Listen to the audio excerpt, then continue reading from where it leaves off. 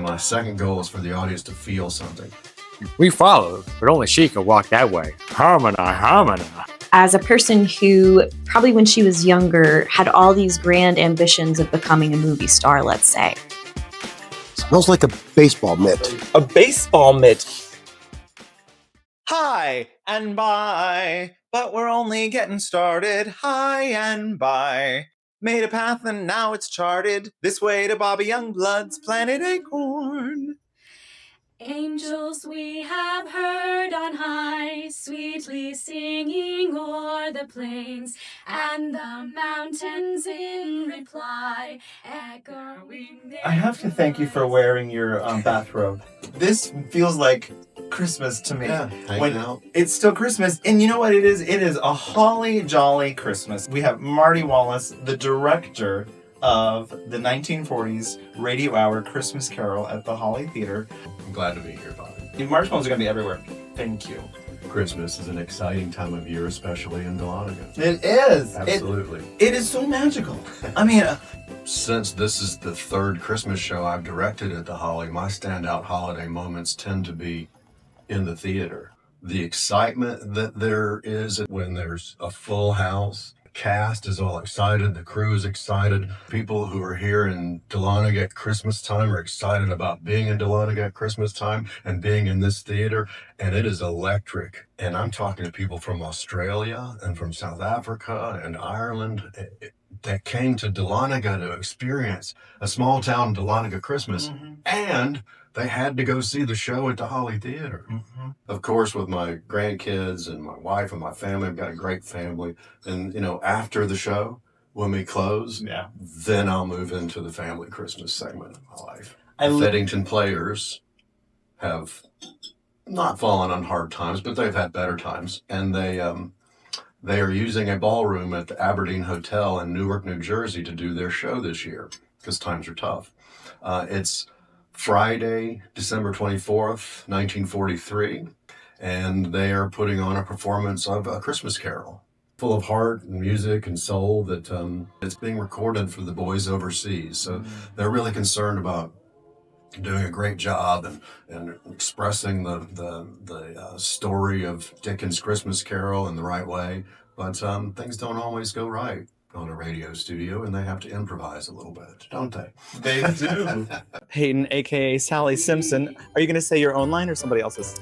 I'm going to say somebody else's line. And it is? So it's when St. Clair is Scrooge and he's talking about Fan, and I play Fan, and he goes, he's scared of the pudding out of my fanny.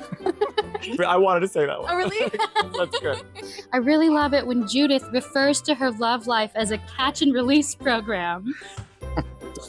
Nein, no baby. What baby? I see no baby. Hindsight's a baby. It's a beautiful show. I didn't know it before I started directing it, but as I've read it and as we've been rehearsing, I've come to know that it's really special.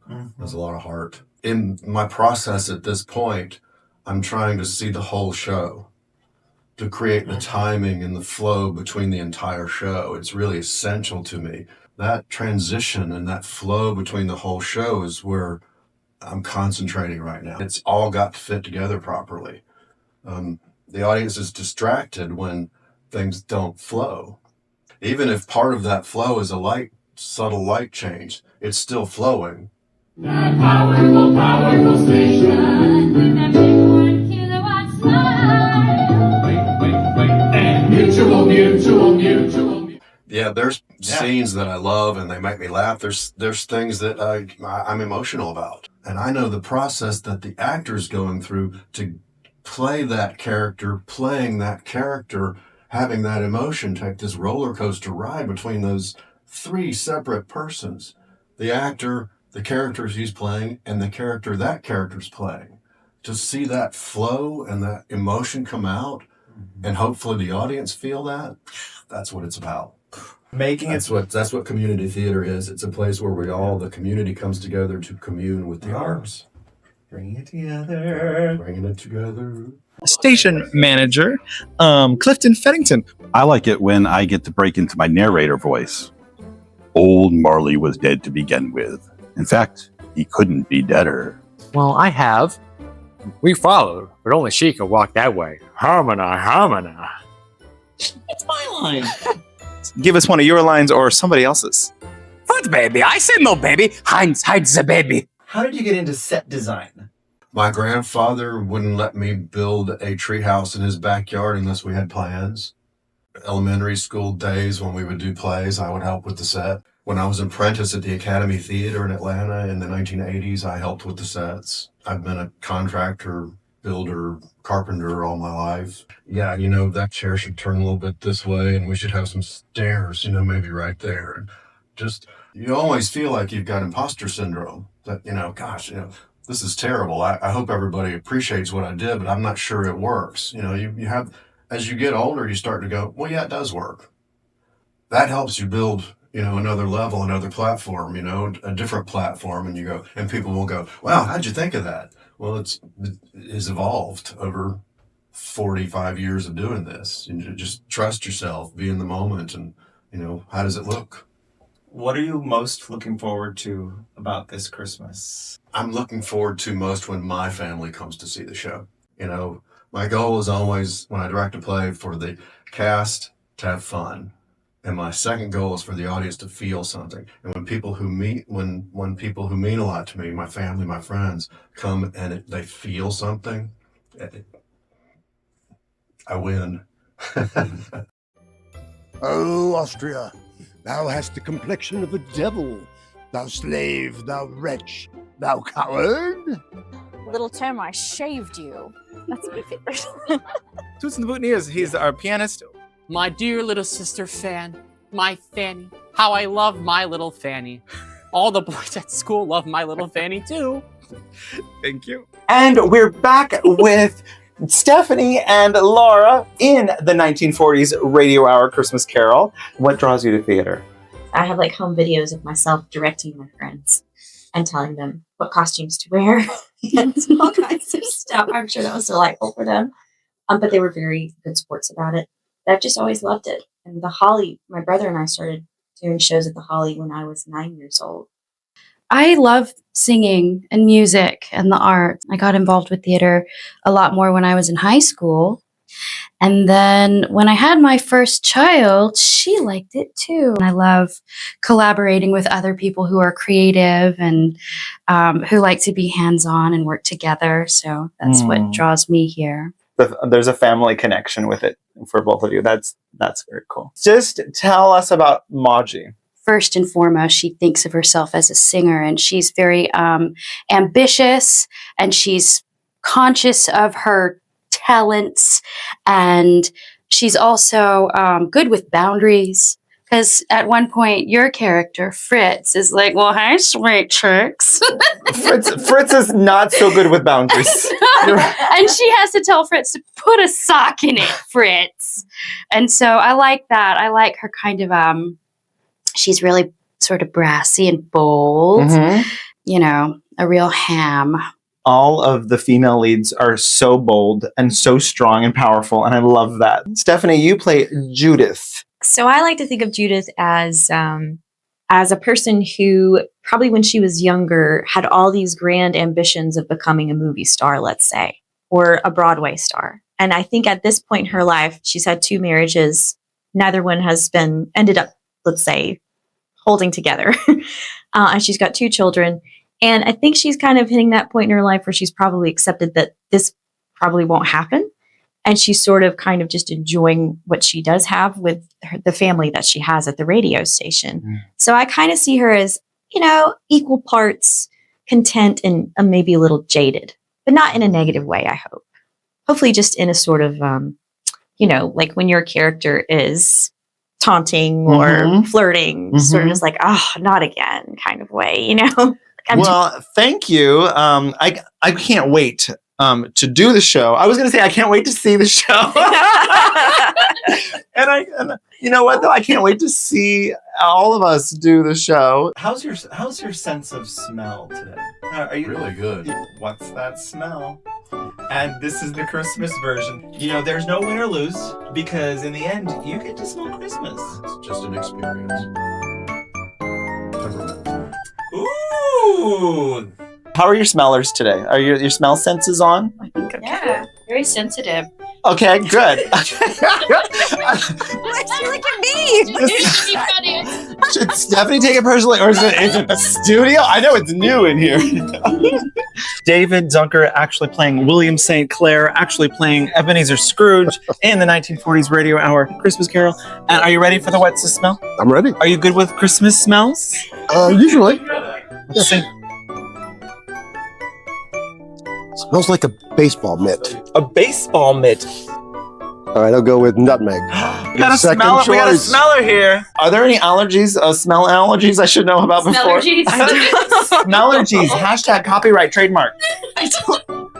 Like, I'm going to win. No, you're definitely going to win. Because you cook more than I do. I have a feeling you have a great advantage here. Is it cloves? it is cloves. Ooh, now I want to. Oh, do you like cloves? I do. Oh, here, go ahead. It smells so good. The clove, yeah, that. I think it's gonna be something maybe sweet. You hope it's something sweet. Ooh, that's very salty. Ooh, it is salty. What is that? Oh, this is a surprise one. Almost garlicky, maybe peppery a little bit. You know what? It probably has both of those things. It's actually hog's breath. And now for a sincerely ridiculous skit by Bobby Youngblood. Uncle Marty, I didn't get anything I wanted for Christmas. You know, I remember one Christmas when I didn't get anything I wanted.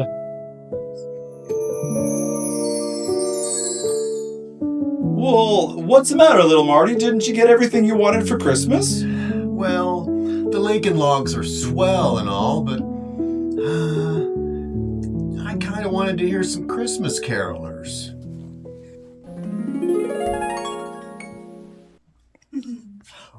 Wow! Carolers! Where did you all come from? We came from your chimney, little Marty. We live in your chimney, little Marty. Wow. Angels we have heard on high, sweetly singing o'er the plains, and the mountains in reply, echoing their joyous strains.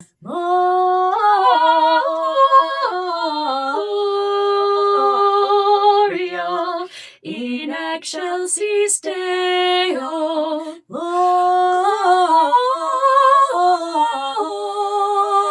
Gloria in excelsis Deo. The studio phone is only for studio business.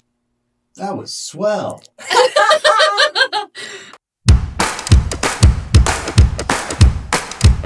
Here we are at the Holly Theater. I'm here with David Robertson, the chair of the Holly currently. And David, we are at the Almost Taylor concert. We're actually there. So it's the endowment show. The endowment, think of it as a lifetime savings account for the Holly Theater. The money's invested long-term. The principal can never be touched. And they share the interest they make off it or the earnings with us annually to use. As we know, the younger crowd is the future of the Holly, and we don't want to miss out on them becoming part of the Holly for the future. So we did Taylor Swift, or almost Taylor, to bring in the younger people. Fantastic. And who knows, maybe some of those younger folks will do some of the Holly camps this year or something like that. Yes. Who knows? Do you have an era? Are you a Swiftie yourself? No, I'm going to actually be almost Travis Kelce today. You heard it here, folks. Hi, I love it. You look great. I can say I was there when Almost Travis met Almost Taylor. Yes, this is not something everybody can say. That's super rare. This is a beautiful thing. Are you excited? Are you ready to go? I'm excited. Are you excited? I'm excited, yes. I'm ready to shake it off. You ready to shake it off? Oh, yeah. Do you have a favorite era to perform? That's like asking me to choose my favorite child. It's All right. Reputation. It's ready for it. Oh, I know exactly which song I prefer. If you weren't to be Taylor Swift, what artist in the world would you wish you were? Chaperone. Ooh. Hot to go. Can you imagine us up on stage? Come on. Are you ready to go? Are you ready to go? I'm ready. What's your job tonight? I am introducing her. Obviously. We did it. Here's my question to you. Are you ready for it? Let's all have a holly jolly Christmas. Let's do it. Bye for now, and bye bonds.